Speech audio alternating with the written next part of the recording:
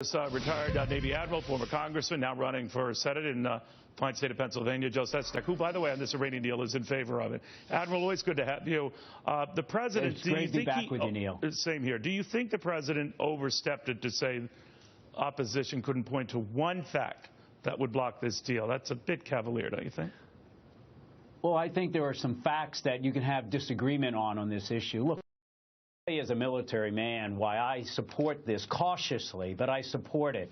Within 30 days of today, you know, Neil, that the Iranians can have enough fissile material for a nuclear bomb. This sets them back for 1 year. But we've got to follow what President Reagan said. Verify before you trust. What if we can't? Look, what if we can. Well, here's the issue. Today, we have a certain amount of capability to see if they can cheat or not. Now we're able to have scores of people go into each of these facilities that we suspect and know have it. Our intelligence improves. But here's the key, Neil.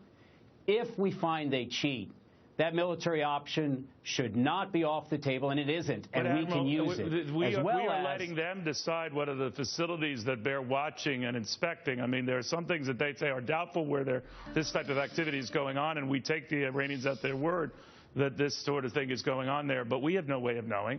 They could be running out the clock with us. They could be just pushing us and doing what the North Koreans did to us. As they could today. But here's the issue, and Neil, you know this. The facilities we know have been related and involved in nuclear material. We have in the agreement permission to go in.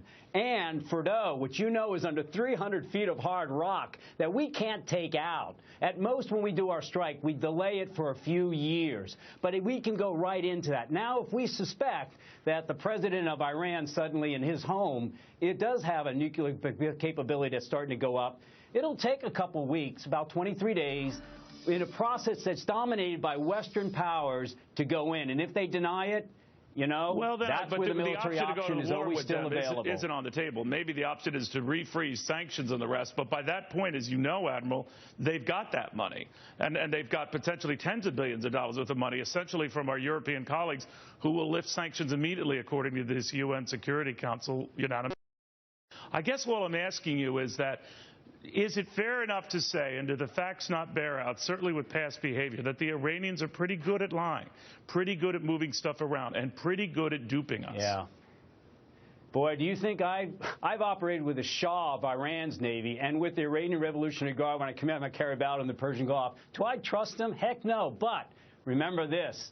President Reagan made the similar treaties with the Soviet Union, and we trusted. We caught him cheating several times. Right. The issue is this. We're going to dilute the uranium for so far down that it will take them a year to get it back up. And if we catch them cheating during that time, the military option, Neil, is not on the table. We cannot let them get a nuclear weapon for our security or Israel's security. But does it trouble you, and Admiral? That's what's good. I know. Sorry, I wish I had more time, but I did want to be clear. And as someone who served this country with great honor, do you fear that they have a different interpretation of this than you do? That the things that we ostensibly agreed to, the Iranians are now saying, well, no, that's not what we agreed to. Normally, when I see two parties come out of an agreement arguing over what they agreed upon, I get nervous. Do you? Yeah. Well, Soviet Union and President Reagan and Nixon did the same thing. There was always this difference of opinion. Right. But look, here's the issue. This is why this discussion is great. Look, I know that if we do a strike, Neil, and you know this, they've got 22 submarines, midget submarines, that we can't find with our Navy sonar. We're going to have to pull out of the Persian Gulf. Hundreds of missiles can rain down today on Israel as well as our troops there.